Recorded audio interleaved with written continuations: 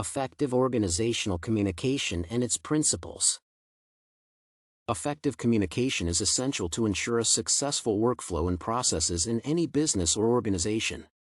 It is important at all organizational levels since proper communication strategies introduced between superiors and subordinates, as well as between coworkers, can create a favorable environment at the workplace for all members of an organization.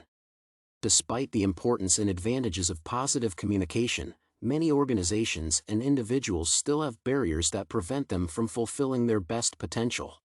I have identified a number of criteria for effective organizational communication. These include the following. Empathetic leadership. Empathy is a major factor contributing to a positive workplace environment because it creates stronger bonds between people, which improves many aspects of their work, such as giving and receiving feedback. Clarity. All the goals of the organization, as well as the steps and strategies to achieve those goals, have to be clearly presented to employees, so that they can feel that they are a part of the discussion. Open-mindedness. Being open to new ideas ensures the constant development of all people working in an organization. However, it requires a number of additional skills, such as active listening and flexibility. Responsiveness. Effective communication can only be established if all participants realize that they have to respond and not react. These are several of the criteria that I consider most important for effective communication. My personal communication style and methods mainly comply with the criteria mentioned. I do believe that empathy and open-mindedness are part and parcel of any communication.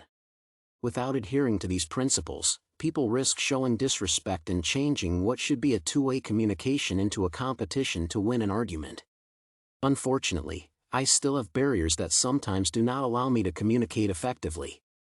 For example, I tend to overthink and make assumptions about other people's emotions or intentions. Eventually, I avoid listening to another person's explanations or asking them questions that could help me get the information I need.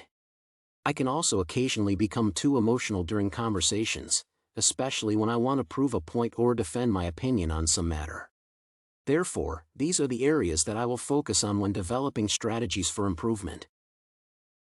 My improvement plans will be based on a system of journaling that I will use as a way to keep track of the progress I make. I will start with developing a list of goals I want to achieve in a set period of time. Every day, I will focus on implementing one particular improvement technique related to one or several goals.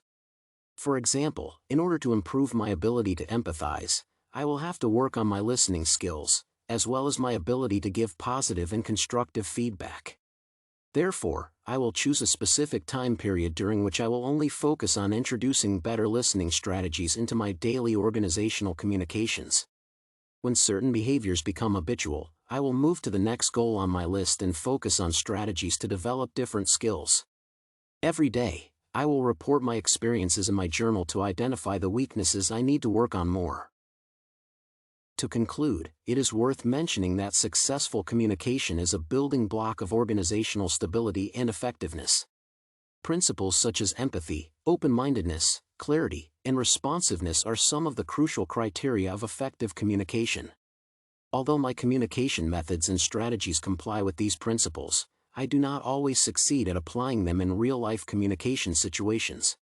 Having analyzed my weaknesses, I realize that the skills I need to improve include open-mindedness, responsiveness, and empathy.